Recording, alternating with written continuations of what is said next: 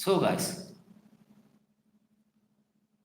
ধনী ব্যক্তি সকলে মাটিৰ বিজনেস কৰি নাইবা সোণৰ বিজনেস কৰি এটা মোটা ধৰণৰ টকা ইনকাম কৰিব পাৰে।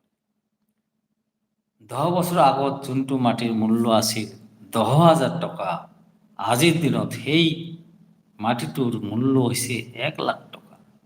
আৰু 10 বছৰ আগত যোনটো সোণৰ মূল্য আছিল 20,000 টকা, আজিৰ দিনত সেই সোণৰ মূল্য হৈছে 80,000 টকা। চাওক,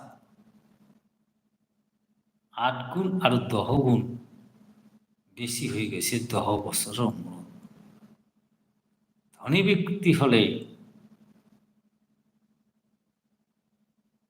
এইখিনি কথা চিন্তা কৰে, গৰীব মানুহবিলাকে এই কথাখিনি চিন্তা নকৰে, যাৰ ফলত গৰীব মানুহ গৰীবেই হৈ থাকে।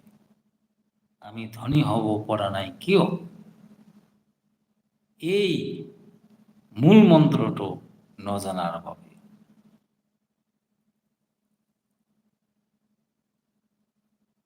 ধনী ব্যক্তিসকলে মুঠ আয়ৰ 30% জমা ৰাখে আৰু গৰীব মানুহবিলাকে আয়ৰ যিখিনি আয় কৰে সেইখিনি আয়ৰ টকা মাহৰ শেষ নহওঁতেই খতম কৰি দিয়ে। তো সো গাইস, ভিডিঅ'টো লাইভটো যদি ভাল লাগিছে তেনেহ'লে শ্বেয়াৰ কৰি দিয়ক আন 10জন বন্ধুলৈকে। BA পাছ কৰিবলৈ যেনেকৈ প্ৰথম বছৰৰ পৰাই অধ্যয়ন কৰিব লাগে, ঠিক তেনেকৈ গন্তব্যস্থানত লক্ষ্য স্থিৰ বা গোল স্থিৰ কৰিবলৈ আগৰে পৰা প্লানিং কৰি ৰাখিব লাগে। তেতিয়াহ'লে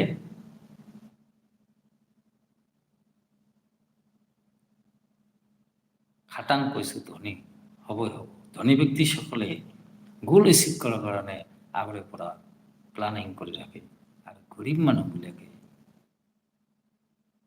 কোনো ধৰণৰ প্লানিং নথকাৰ কাৰণে ঘূৰিয়াল নথকা নাৱৰ দৰে নদীত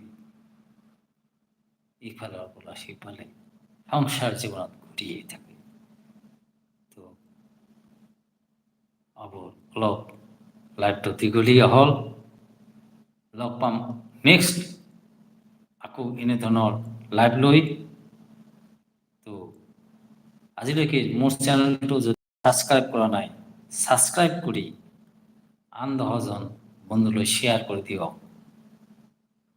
মোৰ এনে ধৰণৰ ভিডিঅ'বোৰ চোৱাৰ বাবে।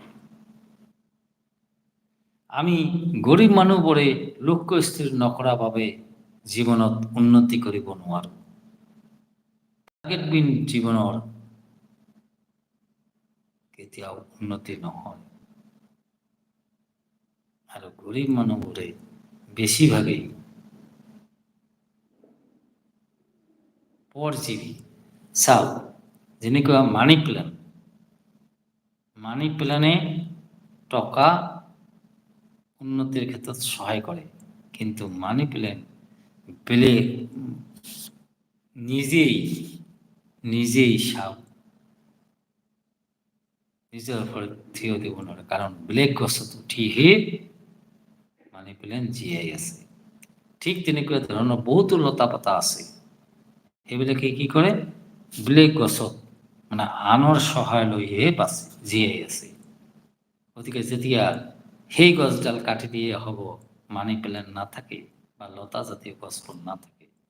গতিকে আজিৰ ভিডিঅ'ৰ দ্বাৰা মই এইখিনিই আপোনালোকক জনাব বিচাৰিছোঁ, নিজৰ ঘৰত থিয় দিয়াকৈ বিজনেছ ষ্টাৰ্ট কৰক, কম টকাৰে বিজনেছ ষ্টাৰ্ট কৰক। বিল গেটছৰ মতে অকল বিজনেছ সেই লাখো টকা ইনকাম কৰিব পাৰি, চাকৰি কৰি নহয়। গুড নাইট, ৱাচিং টু মাই লাইফ, ঠিক চিলছ।